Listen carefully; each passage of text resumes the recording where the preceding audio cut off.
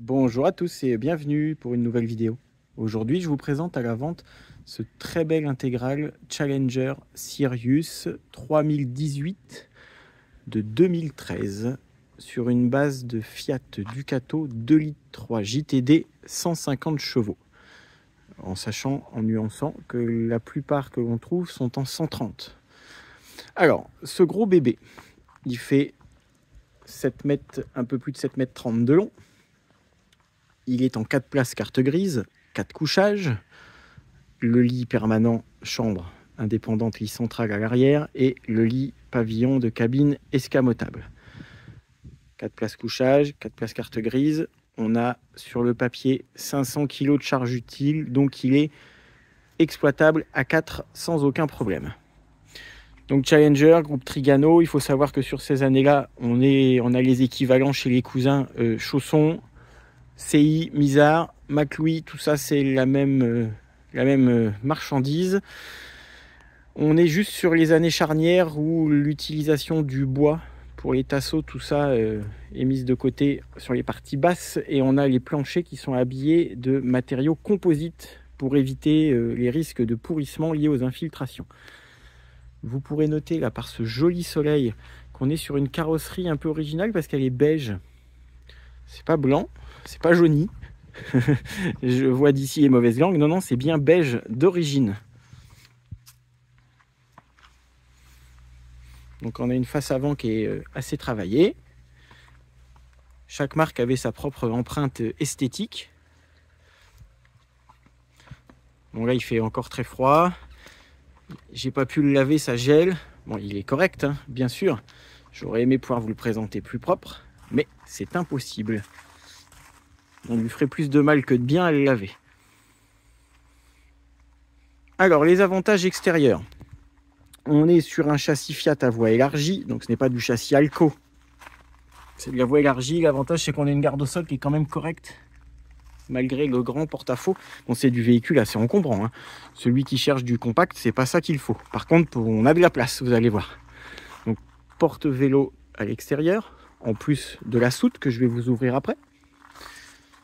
On a un grand store. On va avoir une caméra de recul et également des radars de recul. Je profite que je suis là pour vous montrer le dessous. Je m'allongerai pas deux fois. Hop. Sachant que je l'ai passé au contrôle technique moi-même, je vous montrerai tout à l'heure, un peu plus tard dans la vidéo pour vous.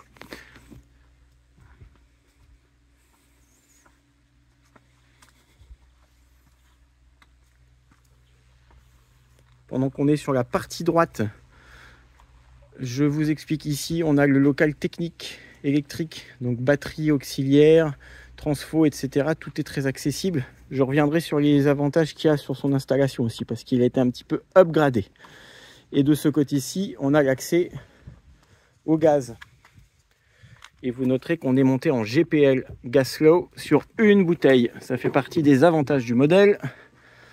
Comme ça, vous mixez propane ou GPL en fonction de ce que vous trouvez.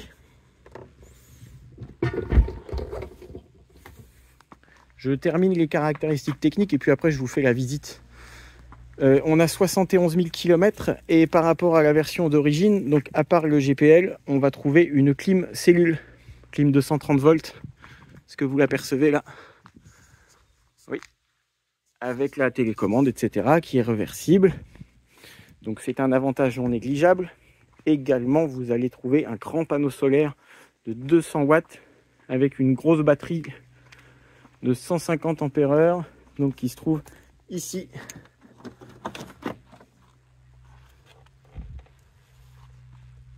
Vous voyez, tout est très accessible, ça c'est vraiment pratique.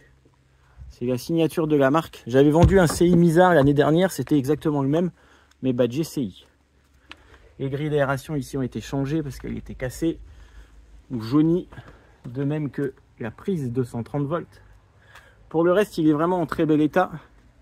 On a les stickers qui sont légèrement passés, mais ça c'est le lot de tous les camping-cars récents. On ne peut pas y faire grand chose, c'est comme ça. Pour le reste, il est chouette. Pas de bas de caisse fendu, pas de frottement. On a des blocs portes safe door à toutes les portes, donc porte cellule, porte de soute droite, porte de soute gauche et porte de gaz. Je profite que je suis là pour vous ouvrir la soute de ce côté-là, qui est le plus grand accès.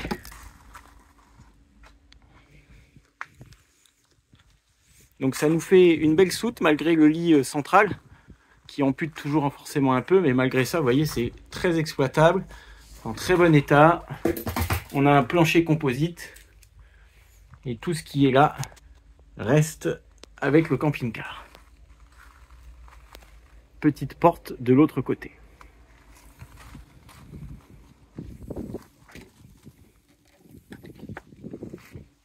Ici, c'est la trappe des WC. Vous devinez qu'il y a un grand frigo, normal sur ces époques-là. Et je vous refais un petit tour à gauche, côté conducteur, pour vous montrer l'accès chauffeur. Là. Vous verrez qu'on a un intérieur qui est sympa au niveau des combinaisons de couleurs.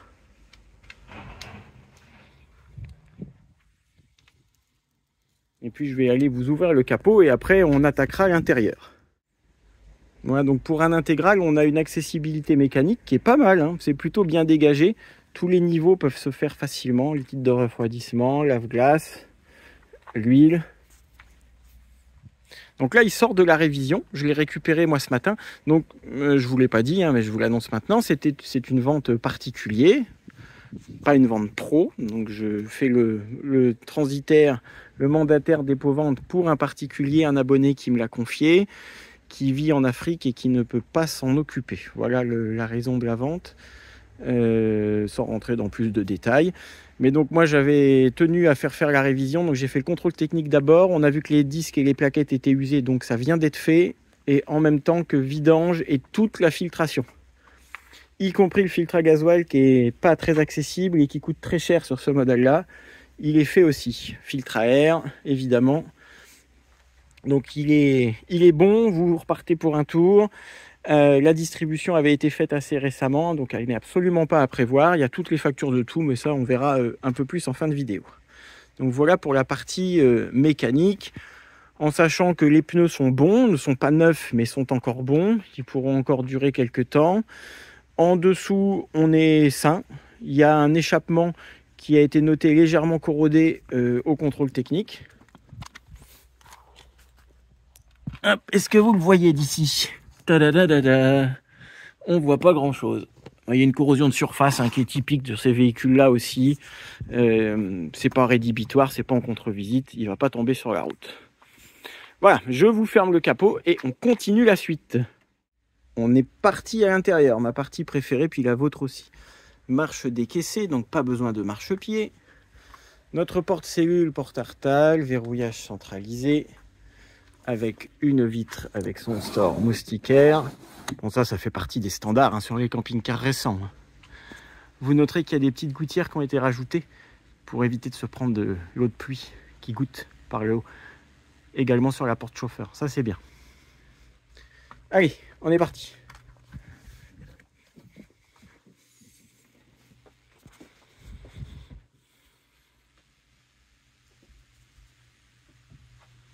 Comme d'habitude, je vous fais ma petite vue globale et après on rentre dans le détail.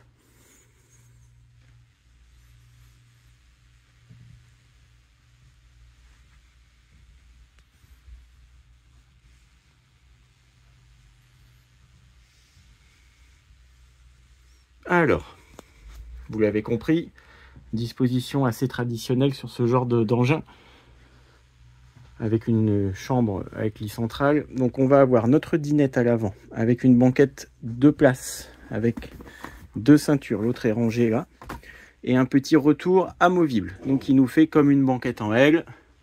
Vous pouvez le retirer si vous préférez, si vous avez surtout 2 personnes à transporter. Ensuite on a cette table qui peut se moduler, que ce soit comme ça ou comme ça, et on peut la faire pivoter dans les 2 sens. Bien évidemment, siège cabine pivotant, tout l'atout d'un intégral avec ça fait une pièce de vie en plus. Et une petite assise ici supplémentaire latérale. On retrouve notre cabine donc de Ducato génération 2013, ce qui veut dire qu'on a un régulateur de vitesse, vitres et rétroviseur électrique, climatisation cabine, radio Pioneer double DIN qui intègre la caméra de recul, double airbag, passager et conducteur, ABS, anti-patinage. On va avoir intégral oblige des pare-soleil type bus, plus les stores plissés que vous apercevez là. La partie passager est plutôt bien travaillée. On a un rangement, porte-gobelet et un autre petit rangement ouvert avec l'extincteur et le haut-parleur. Tout ça en Pioneer aussi. Et chauffé en cabine. Donc vous pouvez vraiment intégrer la pièce à l'usage. Vous n'êtes pas dans une cabine à part où il fait froid. Tout ça, ça fait partie du même endroit. Les habillages, moi je les trouve plutôt sympas, style cuir. Alors c'est du Sky, hein, bien évidemment, c'est pas du vrai cuir. Beige. Malheureusement, ça vieillit pas super bien. Là, on voit qu'on a un petit peu craquelé là. Et sous le siège conducteur, pareil. Ils sont tous comme ça. Mettez des plaids pour les protéger. Là, on aperçoit le safe door qui, celui-ci, donc peut se fermer de l'intérieur. C'est très bien. C'est pas juste un verrou extérieur. Hyper pratique. On a des jolis éclairages intégrés. Bon, tout est en LED, hein, bien évidemment. Ici, à l'entrée, vous avez autour du miroir. Là, on va retrouver donc le panneau de contrôle, un détecteur pour le gaz. Comme vous avez un panneau solaire majoré par rapport à l'origine, on a aussi ce contrôleur Votronic, bien mieux que le système basique d'origine. C'est des détails qui comptent, hein, parce que tout ça, ça coûte un petit peu d'argent. Là, vous avez la télécommande pour la climatisation.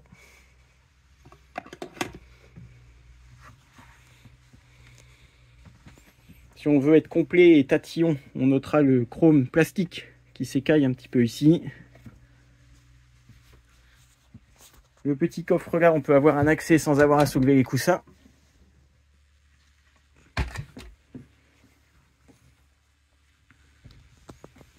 Et je vais continuer sur la partie arrière. Bien sûr, hein, le grand toit dôme translucide, très sympa. Alors ici, on accède à l'espace cuisine, donc légèrement en L, avec un plan de travail moiré noir comme ça, du plus bel effet. Il y a eu un petit éclat ici. Plan de cuisson 3 feux. J'essaie d'être le plus exhaustif possible, hein, sur les défauts. La plupart ne vous les diraient pas, ce genre de choses là, comme ça vous savez tout. Là on a notre égouttoir amovible et on va trouver l'évier.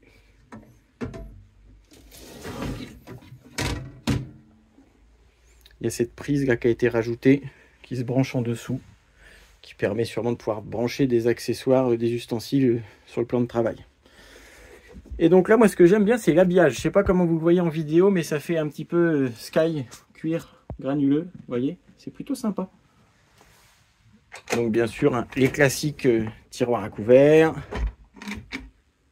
hop, mal refermé, casserolier. On va le laisser faire tout seul, en fait c'est ça, j'ai trop voulu accompagner. Voilà. Rangement bas avec les coupures gaz, porte-bouteille. Et ici, on a encore le grand rangement qui fait toute la largeur. Sauf là où c'est amputé en partie par l'accès au coffre à gaz. Et ça, c'est factice puisqu'on a l'évier derrière. Les placards de pavillon, bien dimensionnés. D'ailleurs, je ne vous ai pas montré celui-ci, au-dessus de la dinette.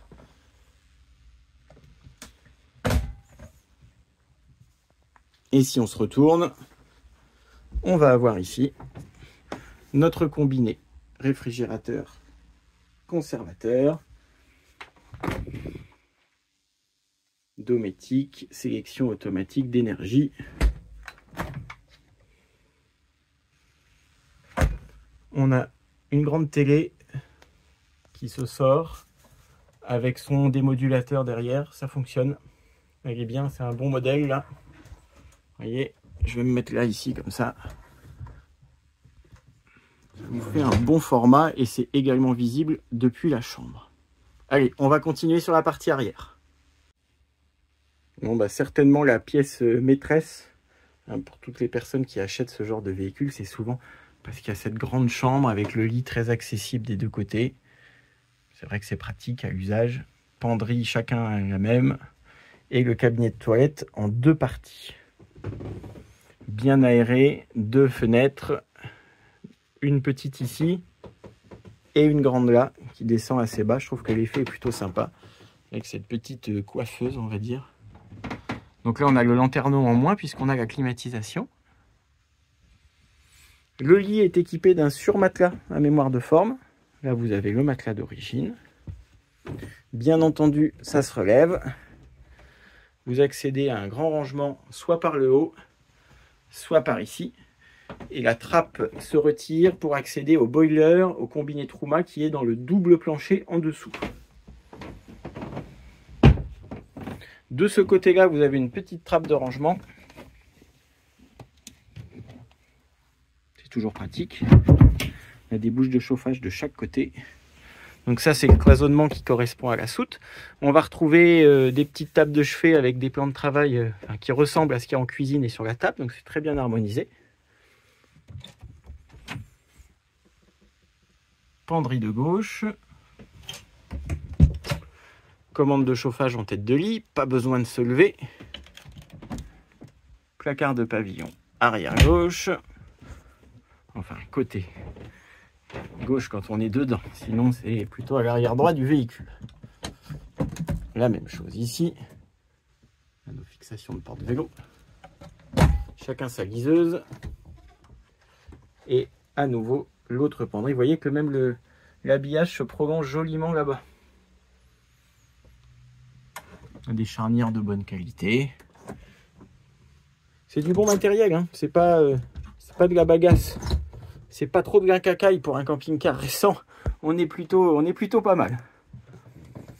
Et donc, si on se retourne comme ça, qu'on repart vers l'avant, on va donc avoir notre cabine de douche de ce côté-là.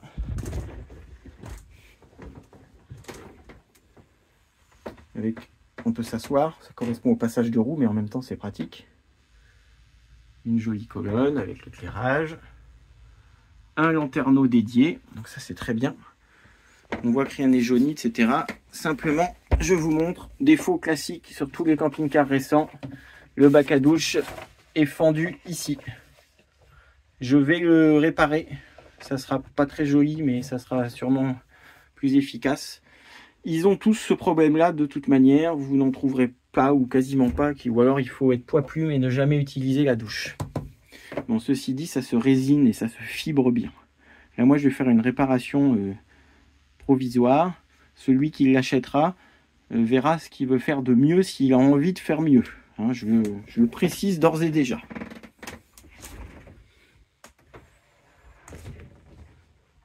Et donc, par ici, on va avoir notre ensemble lavabo et WC, dont la porte, en se fermant, fait une séparation pour isoler toute la chambre et toute la partie nuit, en fait. Hein.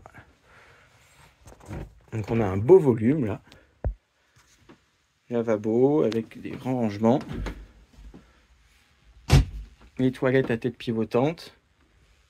Une fenêtre. Et encore de l'armoire de toilette.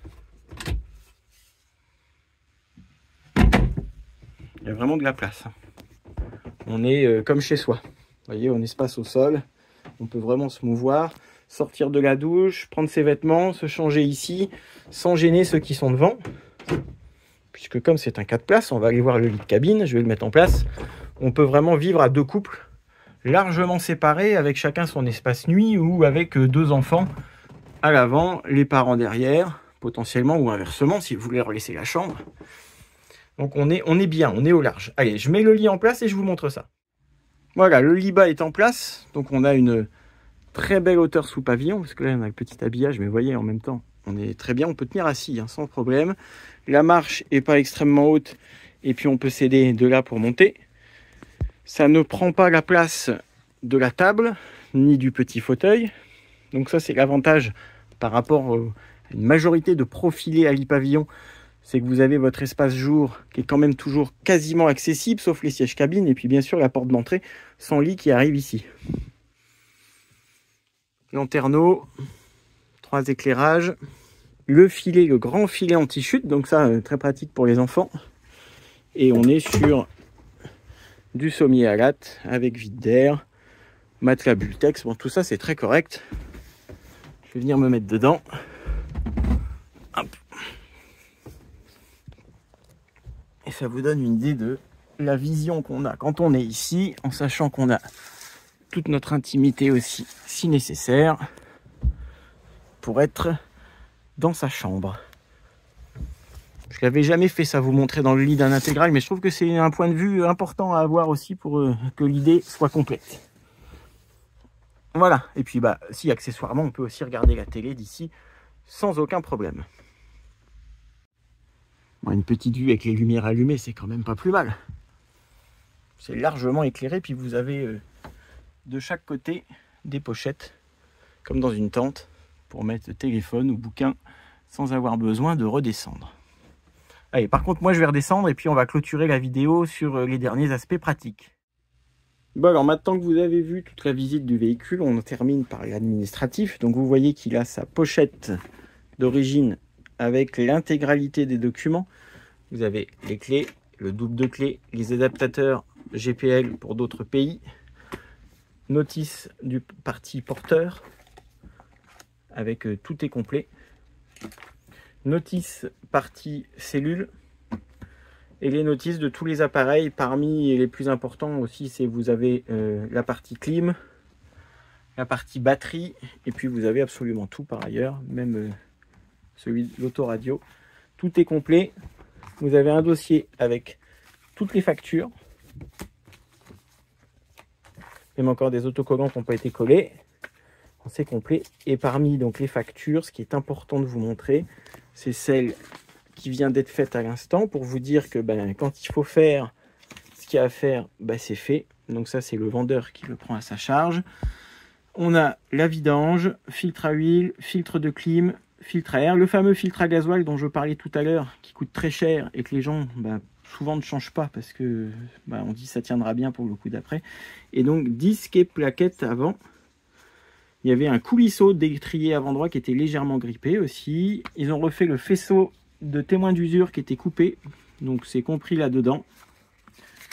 Donc ça fait une bonne révision. On repart de zéro. Vous voyez, 1000 €. Un petit peu plus de 1000 €. Mais pour la sécurité, c'est nécessaire. Et pour info, c'était quand même passé au contrôle technique alors que les plaquettes de frein étaient bien usées. Mais ça ne se voit pas sans démontage. Voilà. Moi, j'ai assisté au contrôle technique. Il me les a signalées. Il m'a dit elles sont pas chouettes, mais une fois démontées, c'était encore pire.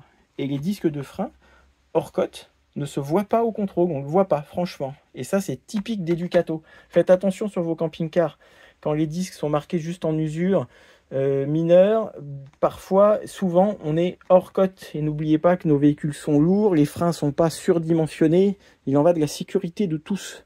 Donc on ne rigole pas avec ça. Donc tout ça, c'est neuf. Test d'humidité, ok aussi. Et le plus important, le prix de vente.